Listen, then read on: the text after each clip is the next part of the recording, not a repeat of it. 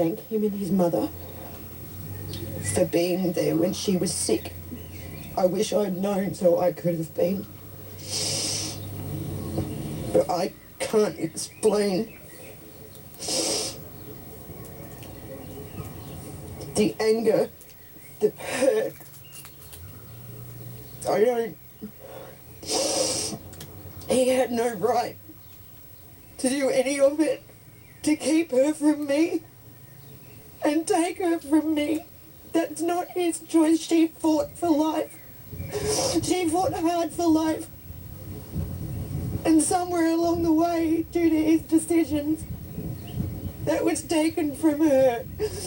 It was his responsibility to take care of her.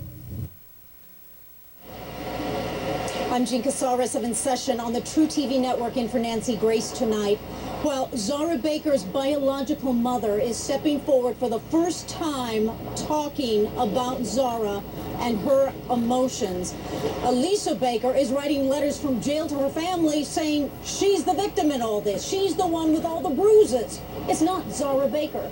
Natisha Land's producer standing by live at the Baker home tonight. You exclusively have read brand new letters that Elisa Baker has written to her family. Sum it all up for us.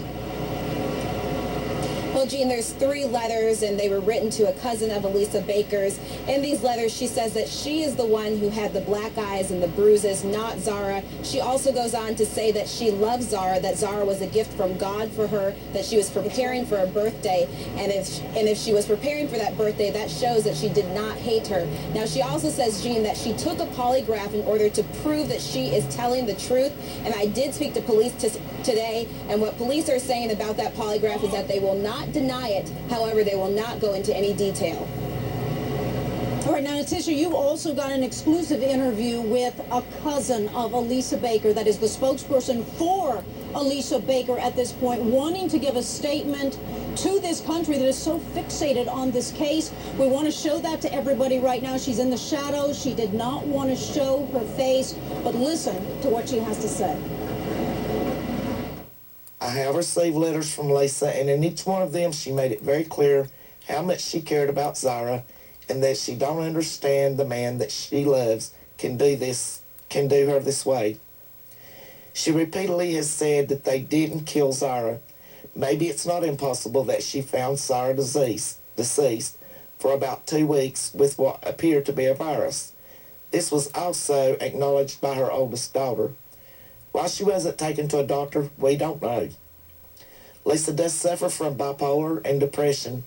3 family members and a longtime friend of the family said they have never seen Lisa physically abuse Zarah. And that is the cousin of Elisa Baker defending her tonight and wanting that message out to the public. We're taking your calls live to Kathy in Wisconsin. Hi, Kathy. Yeah, hi, Jean. Thanks for taking my call. My question is, do you think that this whole thing might have started with the father and the stepmother taking to America in hopes of and treating the girl like a cash cow, and then maybe when the money started to dry up, she became a liability? I've seen a lot of pictures of right now of benefits like T-shirts for sale and things like that. To Pat Brown, criminal profiler, author of The Profiler, what are your thoughts on that? Because through these jailhouse letters, we see that Elisa Baker is definitely into herself, and the couple has numerous charges about fraudulent checks.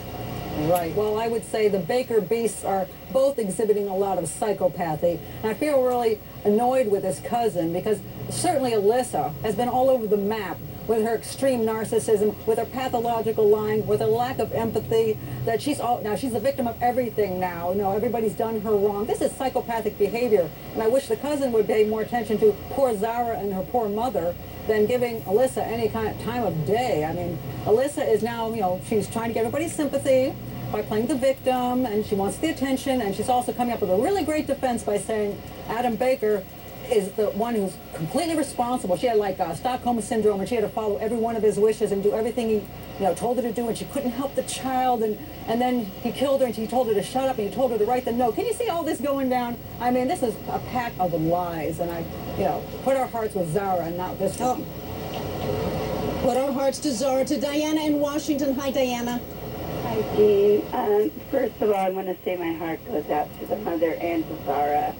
And, the step monster, she is a monster. I mean, the things she said, my question is, a couple nights ago, or it was last night, she said she wanted to be a vampire. No, there was a lot of blood found in the cars, but there was no body found except for maybe a bone a long far away. Do you think she might have just flipped out and acted that upon being a vampire? That's... Diana, you are so right, because I read myself the return from the search warrant affidavit, and it talks about samples from the interior of the car, and in parentheses it says possible blood. That tells me they did testing at the scene. We want to show everybody, we have got video from inside the Baker home. You've never seen this before, but it's inside the Baker home since law enforcement have done searches in that home. Ellie Josted, tell us what we're seeing. Well, Jean, WBTV, one of our affiliates down in North Carolina, got a look inside the house after these searches that the police have done. You know, they've been there days on end, tearing the house apart. Now, in Zarah's bedroom, you can actually see, right now we're looking at the bathroom. You can see they've torn out the sink, they've torn out the cabinets, they've also taken the kitchen sink out. They also took out flooring. In fact, you can actually see the bare ground in Zarah's bedroom. Other parts of the house have holes punched in the walls. They have flooring ripped out. This place is no longer inhabitable, in fact, according to the landlord. And those are the clothes. You're looking at some of the clothes of Zarah Baker that are left in that home. But as you can see, they are looking in the drains and the pipes and even under the floor. To Dr. Joshua Purper, Chief Medical Examiner and author of When Doctors Kill, coming to us tonight out of Miami. As a medical examiner, once you do your forensic pathology work, and when you are looking at all aspects of this case, this was a violent death, wasn't it? Well, most likely it was, but there is not yet sufficient evidence except for the blood in the car, or what appears to be the blood. But certainly the child is missing, and there's a high probability that probably is not alive anymore. But we don't have a body, we have a bone, which we don't know even if it's human. And if it's human, it depends what kind of bone it is, because bones can give a lot of information, how long the bone was outside, whether they are marks of animals or whether they are marks of tool in somebody trying to dismembering the body, and we can identify the person if there's enough DNA from bone marrow to be compared with the DNA of the parents. So we are just at the beginning of the investigation. And we want to tell everybody the State Bureau of Investigation in North Carolina is testing that bone. They say the results will be available next week. To Richard Herman, I want to take exception to something of this. You know, the body hasn't been found. I say the body has been found, Richard Herman. That leg was what she used every day to walk. That was her leg. That body has been found.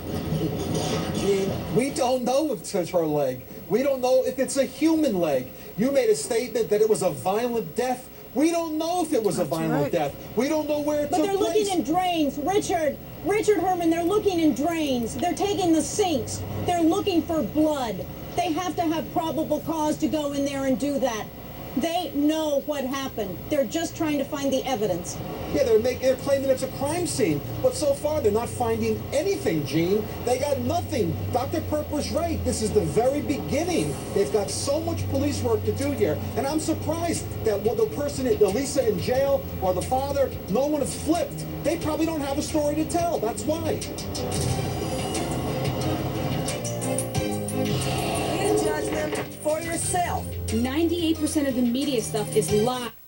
They have to take anything that looks like it's going to have evidence in it. Excuse me. And they use the black lights on the walls. So there's possible that the piece of wall that came out may have some sort of blood on it. That has to be tested. It could be Zarah's. It could be the person that had that house 50 years ago. We don't know. It just takes time. I mean, sadly, we know that Zarah is no longer living, but we just don't know what happened to her.